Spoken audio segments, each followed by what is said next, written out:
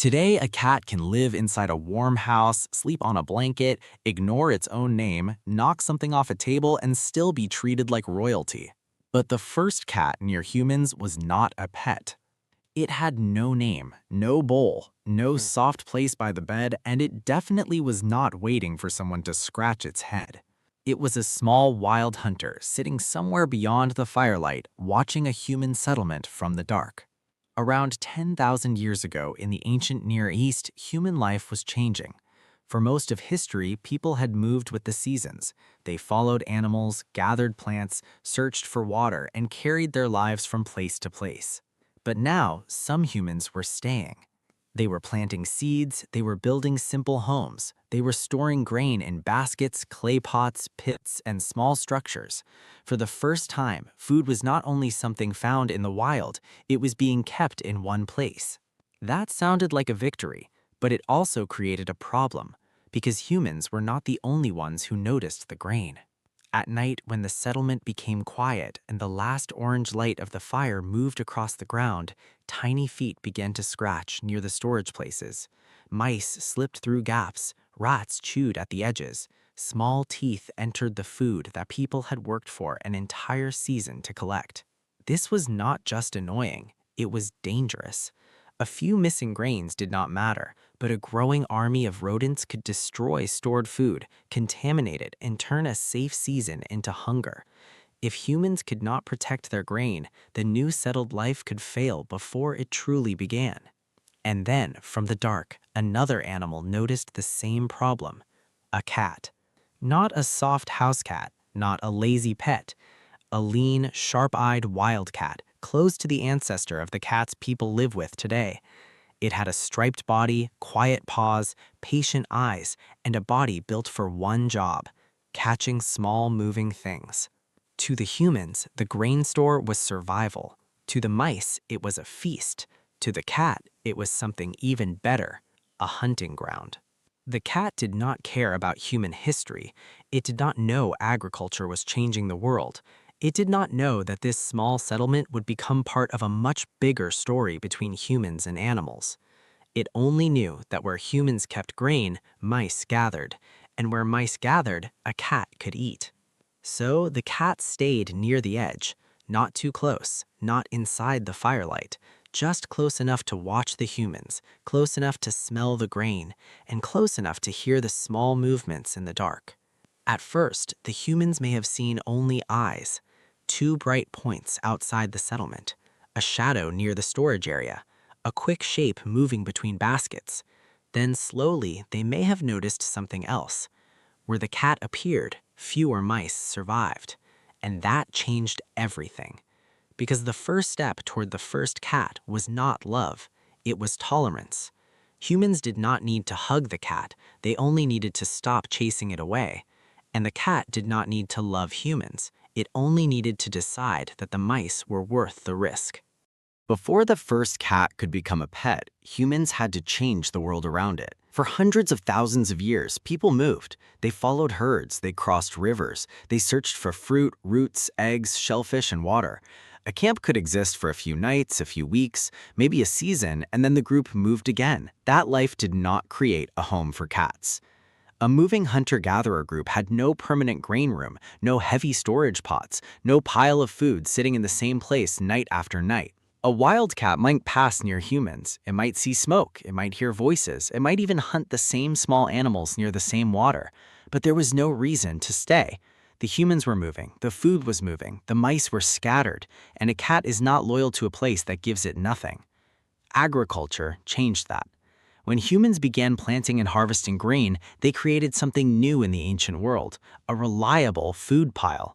Grain could be dried, stored, carried into winter, protected from bad seasons. It gave people a reason to build walls, dig pits, make baskets, shape clay vessels, and return to the same place again and again. But every stored grain pile sent out a message. Not with sound, not with light, with smell. To a mouse, a human settlement was not a village, it was a mountain of food. It had seeds, crumbs, husks, warmth, hiding places, and tiny cracks where a small body could vanish before a human hand ever reached it. One mouse could become many. Many mice could become a disaster. They chewed through baskets, they slipped into pits, they nested near clay pots, they left droppings in the same food humans needed to survive. And this is where the story becomes less cute, because losing grain was not like losing a snack. For early farming people, stored food meant life between harvests. It meant children could eat when plants were not growing. It meant the group could survive a dry season, a cold season, or a failed hunt. So when rodents attacked the grain, they were not just stealing food, they were attacking the future. Humans could block holes, they could lift baskets, they could guard storage places, they could build better containers. But mice are patient. Mice are small. Mice can turn one weak corner into a doorway. Then the cat arrived with a solution humans had not invented: silence. A wildcat did not need a trap. It did not need a plan. It could sit completely still in the dark, wait for one careless movement, and end a mouse in a second. Its eyes were made for low light. Its ears could catch tiny scratches. Its paws could move without warning. Its body was small enough to slip around storage areas, but fast enough to catch what humans could not. The cat was not helping humans on purpose. That matters. It was not protecting the grain because it cared about the people. It was not guarding the settlement. It was not becoming a worker, a servant, or a loyal friend. It was hunting. But from the human side, the result was impossible to ignore. Where the cat waited, mice disappeared. A human who saw that did not need to understand domestication. They did not need science. They only needed one simple thought: do not scare that animal away. That one decision may have changed the relationship forever. Not catching the cat, not training it, not forcing it to stay, just allowing it to remain near the food, near the walls, near the night, near the edge of human life. This was different from dogs. Dogs came from wolves that slowly became partners around camps, hunts, and scraps. Dogs became deeply tied to human direction. Humans shaped them, selected them, worked with them, and eventually depended on them. Cats moved differently.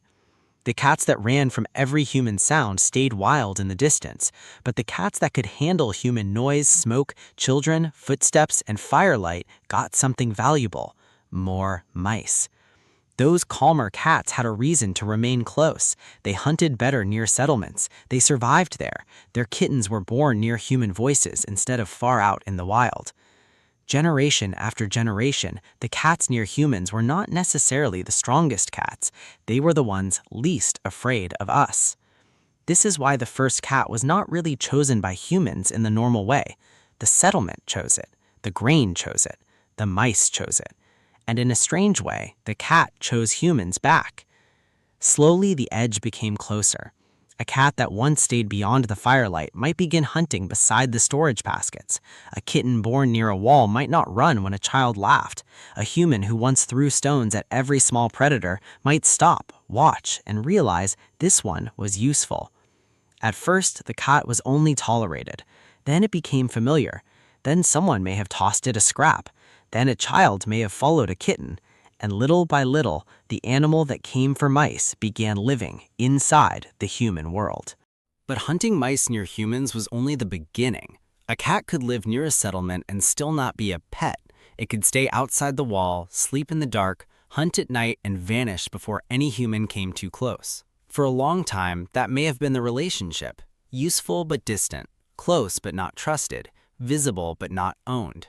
Then something changed slowly, probably without anyone noticing it as a big moment. Kittens were born near human settlements, and a kitten born near human voices does not understand the world the same way as a wildcat born far away in the grass. It hears people walking, it smells smoke, it sees children running, it grows up around grain baskets, clay pots, mice, firelight, and hands that do not always attack. To an adult wildcat, a human might look like danger. To a settlement-born kitten, a human might simply be part of the background. That small difference mattered, because ancient children were there too, and children have always noticed small animals faster than adults do. An adult might see a cat and think about grain, pests, and danger. A child might see a kitten and think only one thing: can I touch it? Maybe a child followed a kitten near the storage baskets. Maybe someone tossed a scrap of food. Maybe a kitten learned that the strange loud creatures near the fire were not always dangerous. This is where the first cat began to change from useful hunter into something more familiar. Not all at once, not because one person decided to invent the pet cat, but because the same animal kept appearing near the same people. A cat that hunted mice near the grain became a cat people recognized. A kitten that did not run became a kitten children watched. A small predator that once stayed outside the firelight began to sit closer to the human world. And eventually, humans did something that proves the relationship had become more than practical. On the island of Cyprus, archaeologists found an ancient burial from around 9,500 years ago. A human was buried near a cat. The detail matters because cats were not native to Cyprus. That means humans had brought the cat there, across water, to an island. That is not just pest control, that is a relationship. Somewhere, thousands of years ago, a cat had become important enough to travel with people, live near them, and be placed near a human in death. The first cat was no longer just a shadow near the grain. It had entered the story of human emotion. But even then, cats remained different.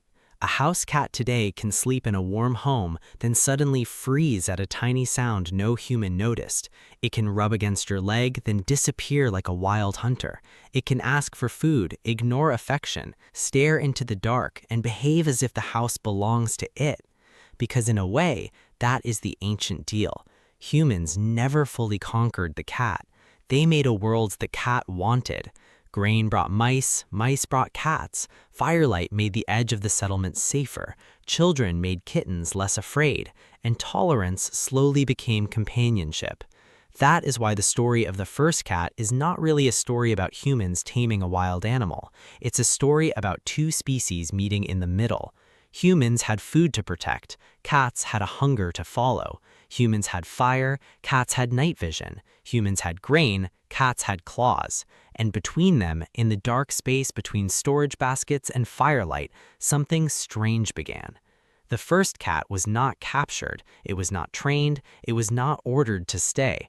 It came close because the mice were there. It stayed because the humans allowed it.